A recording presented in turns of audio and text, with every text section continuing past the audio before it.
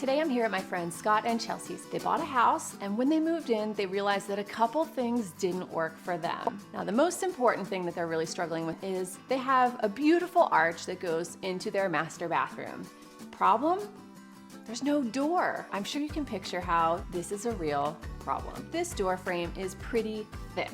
It's also got a fireplace on the other side, so we need to make sure that any solution we put in place really solves the problem, but leaves them the flexibility to still use the fireplace and get in and out of the bathroom. My friend Sean and I figured out that the perfect solution for this is a barn door. The problem is, they're expensive. So we're gonna do our own version that's gonna solve all the problems of this space, but wait till you see how affordable this solution really is. One of the most important things we're calculating here is the size of our opening. We want our door to fully cover this arch when it's closed. We measured as tall as it needed to be and as wide as it needed to be, but I think there's a little something that's gonna help us out here. We're going to add some wheels at the bottom. Sean and I are making a frame out of 1x2 pieces of board. So you can actually do this with either a drill and some screws, or you can use a nail gun, whatever you've got around the house. Once you know your measurements, you can actually have your cuts made for you at a hardware store or a big box home improvement store. Our door separates a bedroom and a bathroom, so we need to make sure that it's okay for moisture. So what we decided to do was paint it a screaming yellow, high gloss finish, which is going to be impenetrable to water.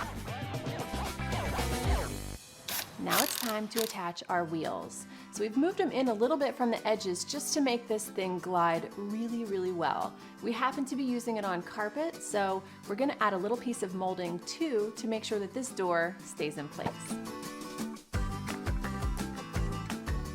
Once our door is finished and the wheels are on, it's time to test this baby out. So take it into your space, stand it up. This is how you really determine where your hanging hardware goes. Hanging hardware for barn doors is expensive. Trust me, I've put it in lots of houses.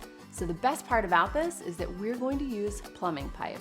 It's 1/2-inch pipe, and I had it cut to measure at the store. They actually threaded it for me too, so it's going to go straight into our flanges and my right elbow. So the last thing we're installing is our eye hooks or our circle brackets.